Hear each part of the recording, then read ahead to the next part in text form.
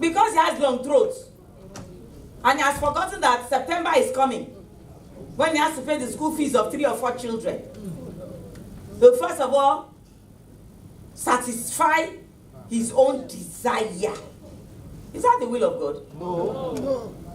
Women talk, oh, the men have been talking. It's not the will of God. He must cherish her and esteem her above all others. That is not a license to have a string of girlfriends, oh. Just because the Bible says esteem her above all others. Who are those others?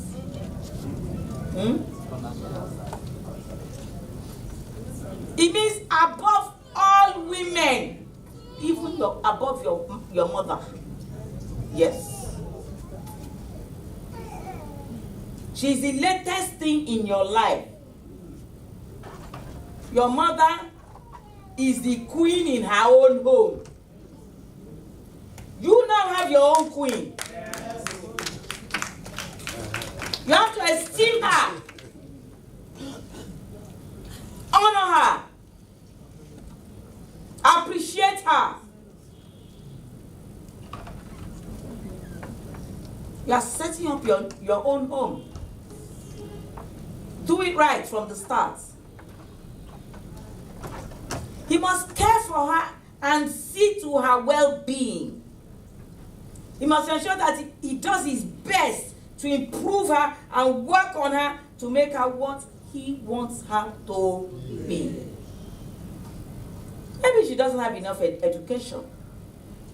You'll find that some will come back from abroad.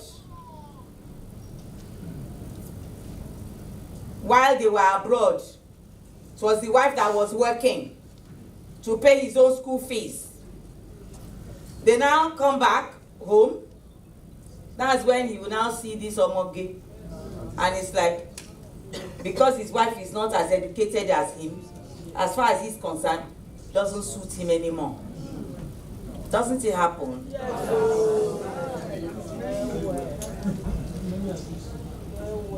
It's not the will of God for that to happen.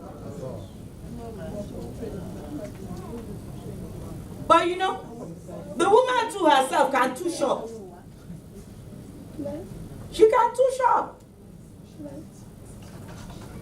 And not let herself be relegated to the background.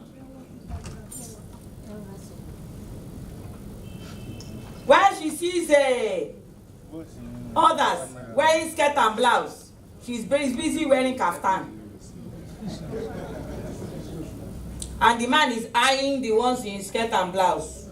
They are wearing jackets. He's eyeing those are the ones that are comparable to me now. What are you looking at? You better forget your kaftan. Take it to the tailor. Let them cut it here. Let them put a waistband and turn the thing into blouse and skirt. Yes, now. There are cheap ways of doing these things. Yes.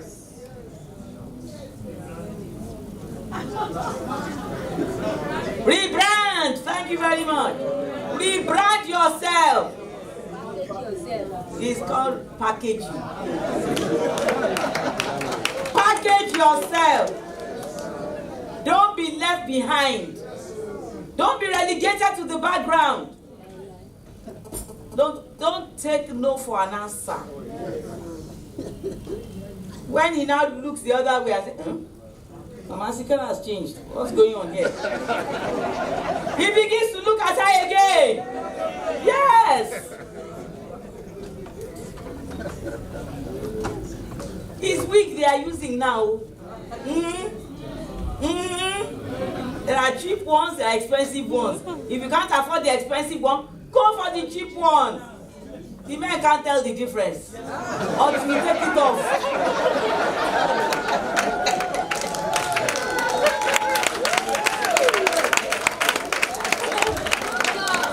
Don't get left behind. Move with the times. Open your eyes. Shine your eyes well. Otherwise, don't get angels will shine it for you, eh? It's called displacement of matter. That will be your portion. You see, the men can't help themselves. Really. That's why God created you as the helper. There are some things that are weak about them. Don't let them fall into traps that outsiders may want to set for them. It's up to you. Up to you. So the man who has this lovely wife, beautiful woman, very hardworking, and who chooses to ignore her. I've heard things like, how can you be eating the same thing every day?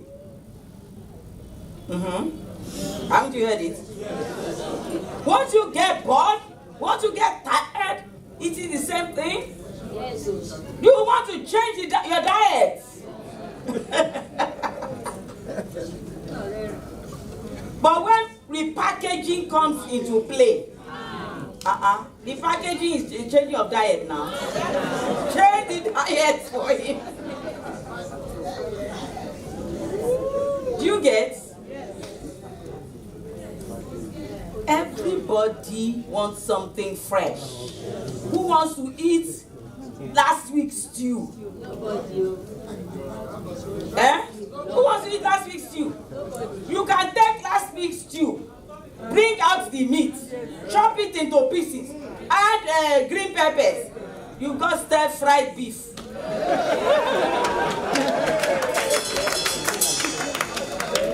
Put Indomie beside it. Chinese, don't come.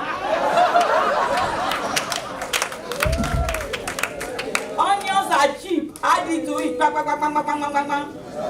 Stir fry. Yes, so be creative. Coming back to the man, he must always give her the best he can afford. That he can afford at every point in time to make her happy.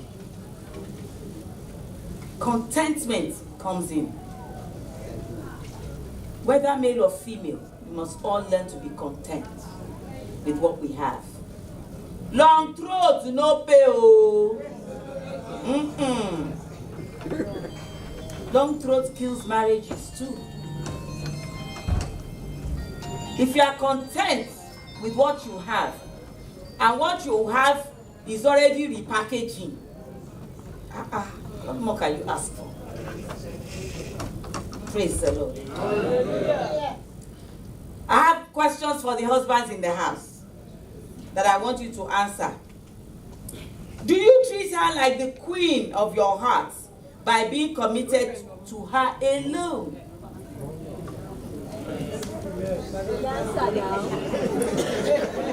Do you provide for her and the family? Do you protect her from every type of assault, physical, emotional, or otherwise? I remember once, my husband and I went to a party, and we were there early. We were just coming from the church. We got to the reception, and they were still setting the tables, and the event was on the sidewalk, so there was dust around. I took the paper napkin out of one of the glasses, and I used it to wipe our seats, only for somebody to turn up and say, "Madam, if everybody did that, do you think there will be any napkins left on the table?" Before I could answer, my husband had jumped up. Let me make dirty slap. Talk to my wife like that. How would you feel? I smiled from here to here. I was very happy. My husband stood up for me and fought for me. I didn't need to reply the guy. Just as that man who, when one woman wanted to mess up with them, I'm married. He remembered his wife at home. I'm married. He loves his wife. That's what God requires of the men. To love their wives. To the point that they will do anything for her. Anytime. Anywhere. We were out of town. Ijebu. That's where we went. And he dealt with this guy. Walked away. He knew what he did was wrong. And I just laughed throughout. Very happy. My husband still refers to the matter. Till tomorrow. Do you transcend the love of Christ as his representative in your home? Do you allow her to express her opinion? Or are you a dictator? Do you even ask her opinion? Or is it, hey, I've decided that, you just give the order, off you go. Both of you are supposed to discuss these things and come to an agreement or an arrangement that will be best for your family. Because there may be things you think about that may even be wrong. When the woman brings her own idea, and you find that you may have to say, I didn't look at it from that angle.